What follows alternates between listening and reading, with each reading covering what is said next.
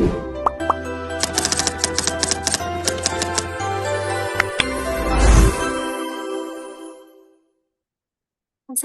warahmatullahi wabarakatuh. Perkenalkan, nama saya Amanda dengan NIM 170162334 dari Program Studi Pendidikan Ekonomi. Pada kali ini, saya ingin memaparkan hasil laporan praktik kerja lapangan pada Lembaga Manajemen Aset Negara Divisi Anggaran dan Akuntansi. Latar belakang dari laporan ini itu perkembangan dalam bidang pengetahuan, teknologi, dan kebutuhan di dunia kerja mengharuskan mahasiswa untuk tidak hanya memahami teori, tetapi juga memiliki pengalaman praktis yang bisa mendukung kesiapan untuk memasuki dunia kerja. Oleh karena itu, praktik kerja lapangan ini menjadi wadah bagi mahasiswa untuk mendapatkan pengalaman secara langsung, serta memahami bagaimana penerapan ilmu yang telah dipelajari selama perkuliahan. Lembaga Manajemen Aset Negara dipilih sebagai tempat untuk melaksanakan praktik kerja lapangan karena berhubungan dengan pengelolaan keuangan, anggaran, serta aset negara yang relevan dengan program studi pendidikan ekonomi. Melalui praktik kerja lapangan, praktikan mendapatkan kesempatan untuk memahami prosedur kerja secara nyata, serta mengembangkan keterampilan yang diperlukan untuk memasuki dunia kerja. Selanjutnya ada profil singkat instansi. Nah, Lembaga Manajemen Aset Negara ini diresmikan pada tanggal 16 Desember 2015, dilatar belakangi oleh pemanfaatan aset yang belum sepenuhnya optimal. Pengelolaan aset negara ini merupakan bidang yang memiliki dinamika serta tantangan yang kompleks. Pada awal pembentukan Lembaga Manajemen Aset Negara, tugas utama yang diberikan yaitu sebagai operator pengelolaan barang dalam rangka mengoptimalisasi aset negara yang belum dimanfaatkan secara optimal maupun aset yang tidak digunakan atau terbengkalai.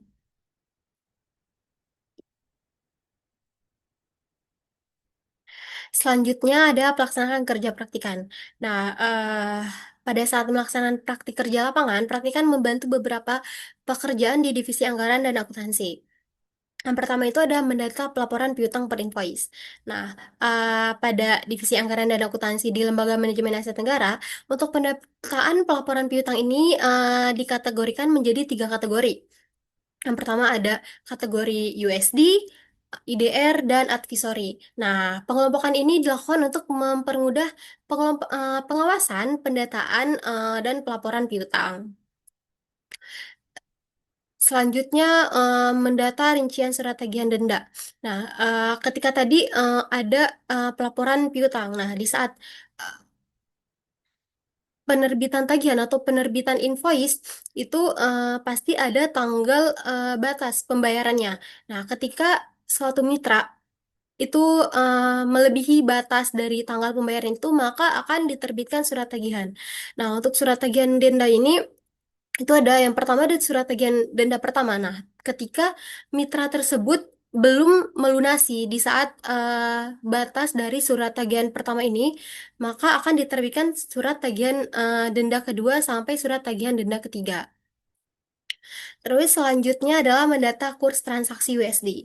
Nah, pendataan kurs transaksi USD ini digunakan untuk eh, transaksi yang berdenominasi USD.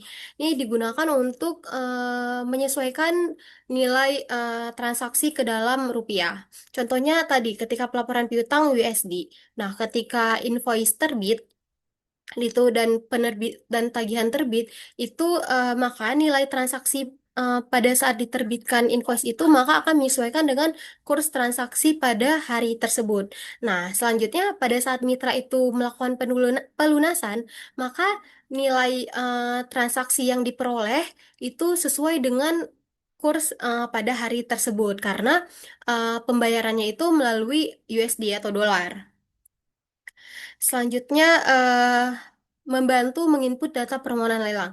Nah, untuk menginput data permohonan lelang ini, praktikan diberikan spreadsheet yang berisi aset yang harus diinput ke web untuk permohonan lelang, yaitu web SIP DJKN.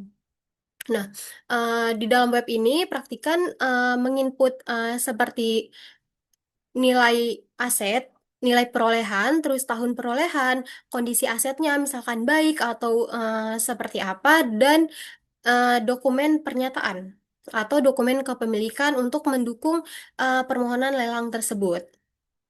Selanjutnya, membantu mendata retensi aset tahun 2025. Nah, pendataan retensi aset ini dilakukan untuk melihat perkembangan status pembayaran pekerjaan atau pengadaan aset. Nah, jadi praktikan diberikan dokumen dan kertas kerja yang berisi data retensi atau data status pembayaran pada tahun 2025. Nah, itu harus disesuaikan dengan dokumen. Ketika di dokumen tersebut terdapat retensi oleh mitra yang melakukan pengadaan aset atau melakukan pekerjaan, tetapi di kertas kerja itu tidak terdapat data dari mitra tersebut yang terkait retensi, maka itu akan dilakukan pengecekan dan pendataan ulang agar tidak terjadi kesalahan pada pendataan nominal. Nah, selanjutnya membuat berita acara serah terima. Nah, BAST ini dilakukan untuk penyerahan kepemilikan atau tanggung jawab. Nah, eh, pada saat membuat BAST ini, praktikan hanya mengikuti struktur BAST sebelumnya. Jadi diberikan dokumen BAST sebelumnya, dipraktikan hanya eh, mengikuti struktur dan pola yang ada pada BAST sebelumnya dan hanya mengubah pada bagian tabel aset atau data aset terbaru yang sesuai dengan BAST yang diperlukan. Nah, selanjutnya ada hambatan yang dihadapi. Yang pertama itu penyesuaian diri di lowongan kerja. Kemudian format dokumen yang berbeda-beda, di mana biasanya tanggal awal dan akhir perjanjian suatu kontrak itu ditempatkan di halaman yang berbeda-beda, maka membuat pendataan itu uh, terasa lebih lama karena harus memeriksa lebih teliti untuk tanggal dan awal akhir perjanjian itu atau nilai kontrak. Nah, kemudian ada kendala saat mencetak dokumen. Sering printer itu bermasalah. Jadi sebelum mencetak harusnya praktikan mencoba dulu satu halaman dokumen untuk memastikan bahwa printer itu bisa digunakan dengan maksimal atau enggak.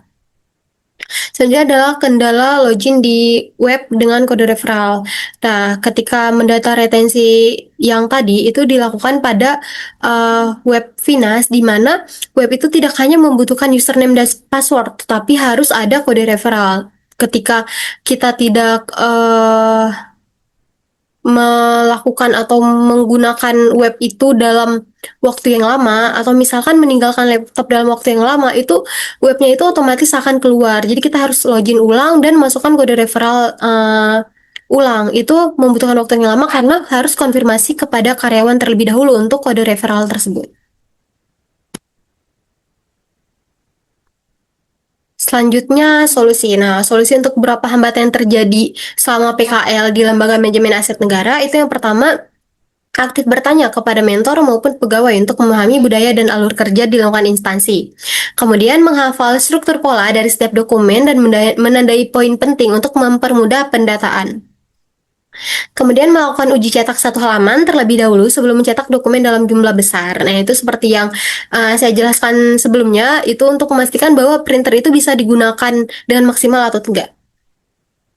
Yang terakhir itu menjaga sesi login tetap aktif selama pekerjaan berlangsung dan menghindari meninggalkan laptop terlalu lama. Itu untuk menghindari web itu keluar sesi login atau sesi loginnya berakhir. Nah, selanjutnya ada pengembangan. Nah, untuk program studi, mungkin program studi ini dapat memberikan pembekalan yang lebih terarah sebelum mahasiswa melaksanakan PKL, khususnya terkait prosedur kerja dan sistem administrasi yang mungkin umum digunakan di instansi atau di perusahaan. Selain itu, bimbingan dan konsultasi yang lebih terstruktur ini dapat membantu mahasiswa memahami pedoman PKL dan penyusunan laporan dengan lebih baik. Untuk instansi, mungkin instansi dapat meningkatkan efektivitas pelaksanaan PKL dengan memberikan orientasi awal yang lebih terstruktur mengenai alur kerja dan tugas yang akan dikerjakan. Selain itu, standarisasi format dokumen juga dapat dipertimbangkan untuk mempermudah proses pendataan dan mengurangi potensi terjadi kesalahan dalam penginputan data. Nah, kesimpulan di laporan ini itu Praktik kerja lapangan di lembaga manajemen aset negara memberikan pengalaman kerja nyata kepada praktikan dalam bidang administrasi, pengelolaan keuangan, dan pengelolaan aset. Melalui berbagai tugas yang diberikan, praktikan memperoleh pemahaman mengenai proses kerja di instansi, serta pentingnya ketelitian, tanggung jawab, dan profesionalisme dalam menyelesaikan pekerjaan. Kegiatan praktik kerja lapangan ini tidak hanya menambah wawasan dan pengalaman kerja, tetapi juga menjadi bekal yang berharga bagi praktikan dalam mempersiapkan diri untuk menghadapi dunia kerja nantinya. Berikut beberapa dokumentasi selama praktikan melaksanakan praktik kerja lapangan di Lembaga Manajemen Aset Negara. Sekian pemaparan dari saya, lebih dan kurangnya mohon maaf. Wassalamualaikum warahmatullahi wabarakatuh.